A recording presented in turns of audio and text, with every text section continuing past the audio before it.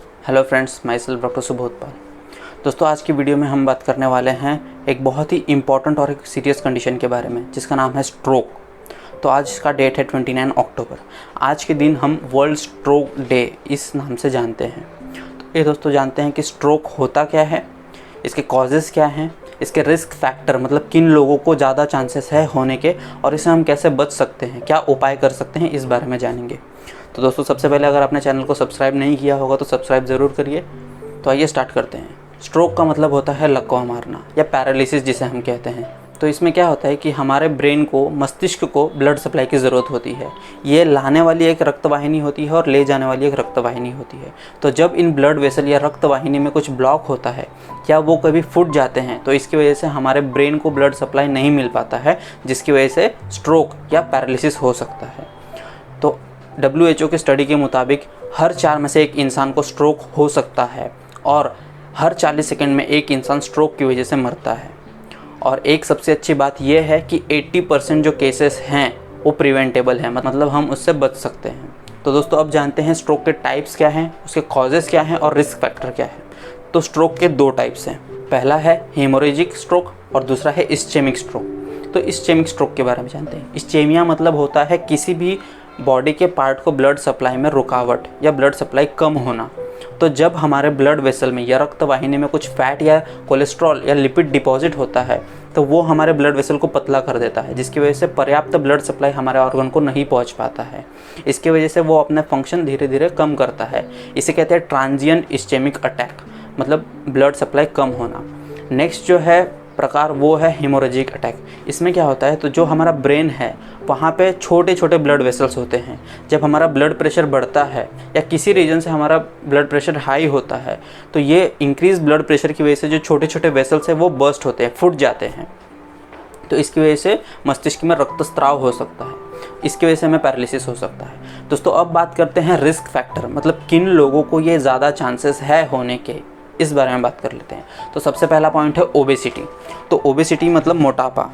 जो लोग घर पे बैठे हैं, अभी लॉकडाउन शुरू है, बहुत से लोग 6-7 महीने से घर में बैठे हुए हैं, उनका फैट या कोलेस्ट्रॉल लेवल बढ़ सकता है और ये फैट और कोलेस्ट्रॉल जाके डिपॉजिट होता है हमारे रक्तवाहिनी में, मतलब ब्लड वेसल में, और वहाँ वो रक्त ले जाने का जो रास्ता है वो पतला करता है, जिसकी वजह से हमारे मस्तिष्क को कम ब्लड सप्लाई मिलता है।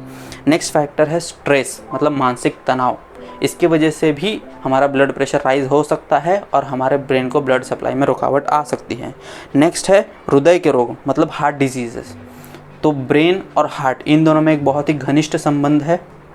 जिन लोगों को हृदय की बीमारी होती है उन लोगों को पैरालिसिस के चांसेस बहुत ज़्यादा या डबल हो सकते हैं। नेक्स्ट है फिजिकल इनएक्टिविटी। तो यहाँ पे भी जो फैट है वो जाके ब्लड वेसल्स में डिपॉजिट होगा, उसकी वजह से वो रुकावट तैयार करेगा। नेक्स्ट है इंक्रीज ब्लड प्रेशर या हाइपरटेंशन जिसे हम कहते हैं। तो जिन लोगों का बीपी बढ़ा हुआ रहता है या अगर किसी रीज़न से वो 1-2 दिन अपने दवाइयाँ लेना भूल जाते हैं, तो उनका ब्लड प्रेशर राइज होता है और जो हमारे ब्रेन में छोटे छोटे ब्लड वेसल्स हैं वो फूट जाते हैं। तो इसकी वजह से वहाँ पर रक्तस्राव होता है और ये जमा हुआ रक्त हमारे मस्तिष्क के दूसरे पार्ट जो है उनके ऊपर प्रेशर डालता है, जिनकी वजह से उनका फंक्शन ठीक से नहीं हो पाता है। नेक्स्ट है अल्कोहल। तो अल्कोहल मतलब दारू। इसकी वजह से भी बहुत बैड इफ़ेक्ट्स होते हैं, हमारे ब्लड वेसल्स को अफेक्ट करता है ये।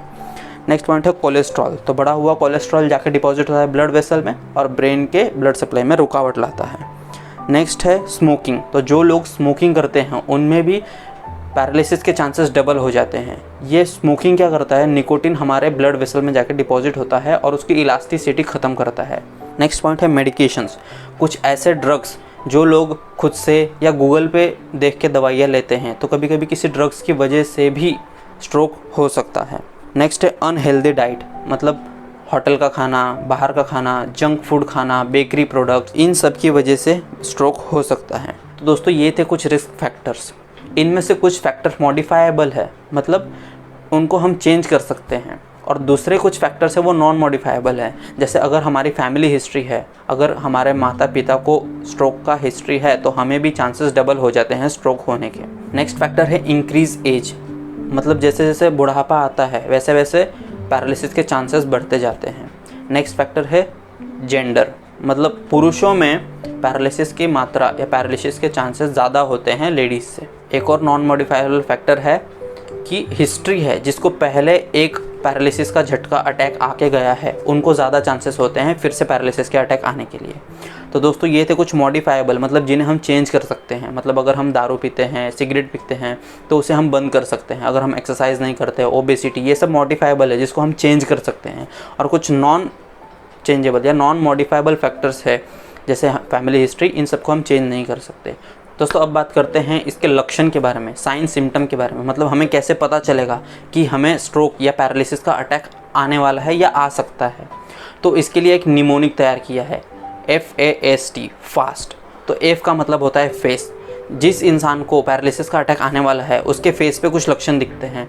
एक तो उसका एक साइड का फेस मसल का वीकनेस हो सकता है, खाने में तकलीफ़ हो सकती है, हंसने के लिए अगर हम उस इंसान को बोलेंगे तो एक साइड का मुंह टेढ़ा हो सकता है, एक साइड से लार टपक सकती है, सलाइवा ड्रिबल हो सकता है।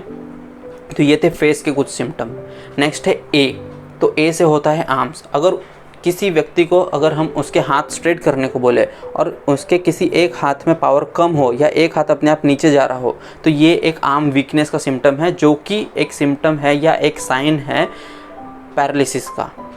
तो अगर ऐसे कुछ लक्षण आप में दिखते हैं तो जल्दी से जल्दी हमारे डॉक्टर के पास जाना है। नेक्स्ट है S। तो S का होता है स्पीच।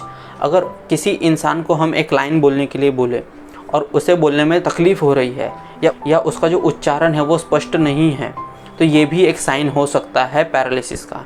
नेक्स्ट है T, मतलब टाइम टू कॉल, मतलब इस समय हमें डॉक्टर के पास जाना ही है। तो ये थे कुछ इंपॉर्टेंट साइन एंड सिम्टम्स। अब कुछ और साइन एंड सिम्टम्स दिख सकते हैं हमें, जैसे कि हमेशा सर दर्द होना या अचानक से किसी एक साइड में बॉडी के एक पार्ट में, एक हाथ में, एक पैर में वीकनेस होना, वहाँ पे झंझनाहट होना या सुन्न पड़ जाना या निगलने में कठिनाई हो सकती है, या हमें अपना बैलेंस मेंटेन नहीं कर सकते हैं, उसे सीधा खड़ा रहने में तकलीफ़ हो सकती है, या तो उसे क्लियर नहीं दिख सकता है आँखों से, और अनकॉन्शियसनेस मतलब वो बेहोश हो सकता है। तो ये थे कुछ साइन एंड सिम्टम्स या लक्षण जिससे हमें अंदाज़ा मिल सकता है कि इस पर्सन को पैरालिसिस का अटैक आने वाला है। तो अब इसे हम बच कैसे सकते हैं? तो जो मॉडिफाइबल फैक्टर्स थे जिसे हम चेंज कर सकते हैं उसे चेंज करना है। जैसे ओबेसिटी, तो हमें daily exercise, fibre rich diet खाना है, hotel food, fast food, junk food, इन सबको अवॉइड करना है। नेक्स्ट है कुछ बीमारियाँ, जैसे किसी लोगों को बीपी और डायबिटीज़ की तकलीफ़ है तो उन्हें अपना मेडिकेशन टाइम से लेना है, उन्हें ऊपर से नमक डालने की जो आदत है वो कम करनी है। नेक्स्ट है कि हम अल्कोहल या स्मोकिंग की जो हैबिट है उसे अब बंद कर सकते हैं। तो दोस्तों अब ये जो स्मोकिंग और अल्कोहल की हैबिट है उसे एकदम से बंद नहीं करना है, उसे धीरे धीरे बंद करना है, जिसे आयुर्वेद में कहा जाता है पादांशिक क्रम। इसके बारे में हम किसी और वीडियो में बात करेंगे।